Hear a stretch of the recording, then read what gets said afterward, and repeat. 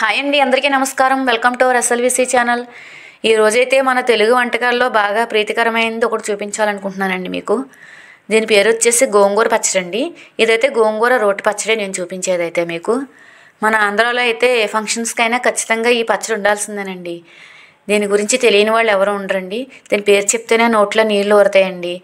ఇదైతే నేను మా అమ్మగారి దగ్గర నేర్చుకున్నాను. మన పెద్దవాళ్ళు బాగా నేర్పుతారు కదండి పచ్చళ్ళ గురించి. అయితే మా అమ్మగారి దగ్గర నేర్చుకున్నాను.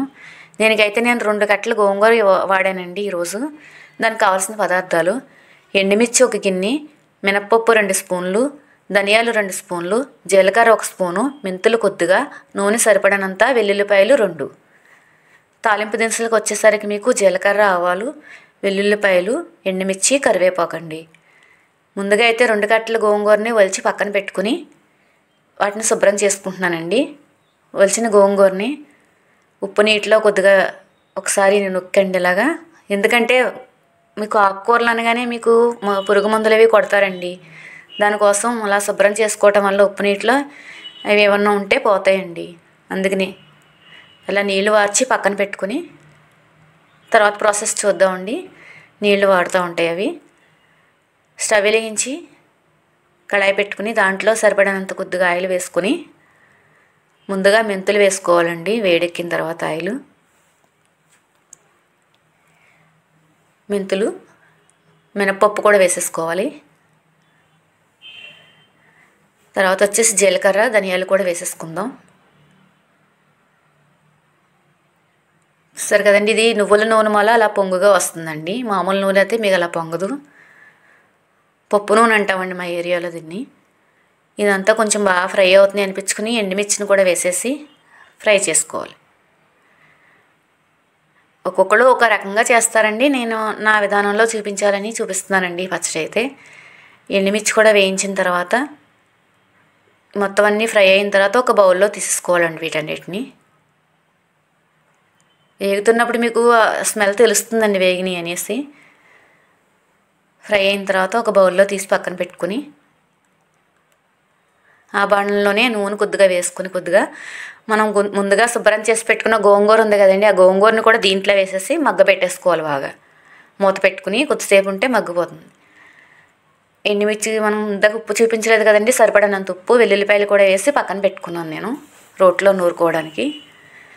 గోంగూర బాగా మగ్గిపోతుందండి ఆయిల్లో. వాటర్ అంతా ఎగిరిపోయి మగ్గిన తర్వాత పక్కన పెట్టుకోవాలి. చూసారు కదండి, రోలు శుభ్రంగా కడిగి తుడుచుకున్న తర్వాత దాంట్లో కొద్దిగా వేసుకుని మొత్తం బండతో కుమ్ముకుంటూ ఉండాలండి. అసలు మీకు రోటి పచ్చడి టేస్టే వేరండి. మిక్సీలో వేసుకుంటాం కానండి, రోట్లో కుమ్మిన పచ్చడి చాలా కమ్మగా ఉంటుందండి. అది నూరుతుంటేనే చాలా స్మెల్ వస్తూ ఉంటుంది పక్క నుండి. మన పెద్దవాళ్ళు నేర్పిన వంటలే కదండి ఇవన్నీ. చూసారు కదండి, ఇలా మెత్తగా మొత్తం అంతా కుమ్మేసుకున్న తర్వాత దీంట్లో మనం ముందుగా మగ్గబెట్టుకున్న గోంగూర ఉంది కదండి, అది తీసుకొచ్చి మీకు కచ్చాబిచ్చేగానే కుమ్ముకోవాలండి. మరీ మెత్తగా అయితే అవసరం లేదు రోట్లో. ముందుగా మనం మగ్గబెట్టుకున్న గోంగూరను కూడా తీసుకొచ్చి దీంట్లో వేసేసి మొత్తం కలుపుకోవాలి.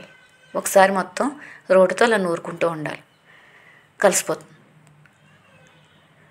అసలు చాలా టేస్టీగా ఉంటుందండి గోంగూర పచ్చడి అయితే. ఆ పచ్చడి చూస్తుంటేనే నోట్లో నీళ్లు ఊరతాయండి. సరిపడినంత ఉప్పు కూడా మీకు ఒకవేళ ఉప్పు చాలకపోతే కొద్దిగా ఉప్పు కూడా వేసుకోవచ్చండి దాంట్లో. తాలింపు వేసుకుందామండి. నూరేసిన పచ్చడి పక్కకు పెట్టుకున్నాను రోట్లోంచి తీసేసి. మనం ముందుగా మీకు చూపించిన తాలింపు దినుసులన్నీ వేసేసి బాగా ఫ్రై అవ్వాలి ఇవి.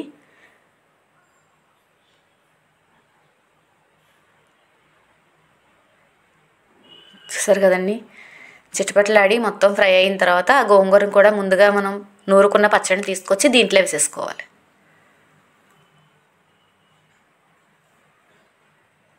చాలా టేస్టీగా ఉంటుందండి. వేడి వేడి అన్నంలో నెయ్యి వేసుకుని వడ్డించుకు తింటే అసలు కమ్మగా ఉంటుందండి పచ్చడి. మనం ఎంత తింటున్నామో కూడా తెలియదండి. రైస్ అంత కమ్మగా వెళ్ళిపోతుందండి. చాలా టేస్టీగా ఉంటుంది. చూసారు కదండి, గోంగూర పచ్చడి అయితే రెడీ అయిపోయిందండి. మా వీడియో నచ్చింది అనుకుంటున్నానండి. థ్యాంక్ యూ అండి.